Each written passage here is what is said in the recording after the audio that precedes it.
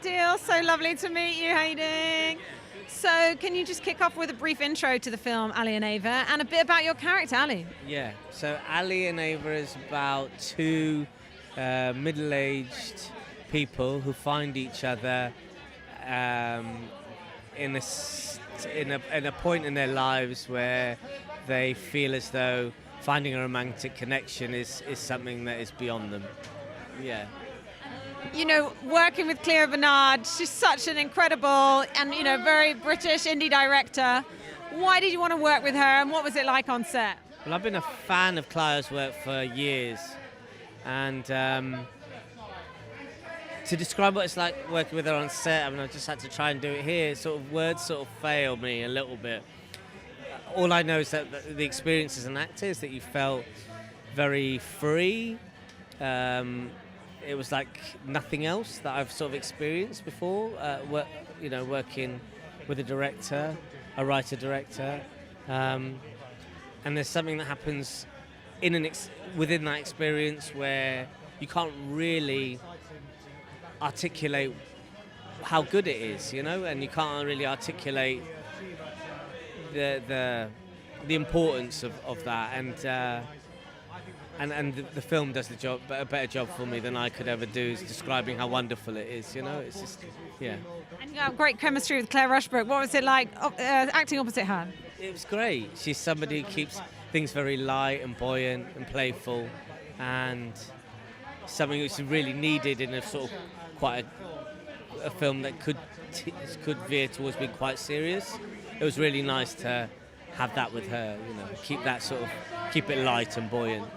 Do you think it's important as well to have representation of kind of working class stories, perhaps couples that like slightly older? Like, it's interesting to have different stories than perhaps what we see coming out of Hollywood all the time. Yeah, I think that is important. But what's good about this story in particular is that you don't feel as though that it's preaching in any way. It's just a really well-made film with some fully rounded characters, and it transcends the issues of race and culture and older people being in film or not being in film. It's just a really good film, and it allows you to transcend those issues for that hour and a half that you're in that cinema room. And do you think that we are moving past issues of diversity and representation on screen?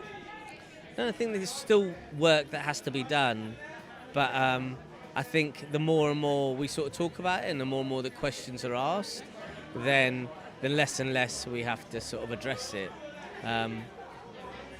Yeah. So I think, and this film goes some way towards doing that, I think. And how does it feel to be stood here today at the LFF? People are about to see your film on the big screen after the 18 months that we've had stuck at home. Yeah. This film premiered at Cannes, so it had its world. And I just remember I don't remember being there. It just felt like such a fever dream. It just went by so quickly. So to be here in London, I just live in Camberwell, just down the road there, to be here with a British audience, I think that's going to be a experience that's different from anything else, really. It's not often that I'm in this situation, so I'm gonna remember it for a long time, I think. What do you think special about British indie film, and how do you see the health of the industry in general?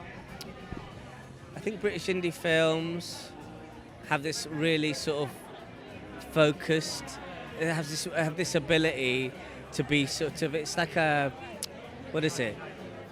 It's almost like a sleight of hand trick, like a magician, and you start asking questions and thinking about things that you didn't ordinarily think you had to think about or were presented to you, and it has this really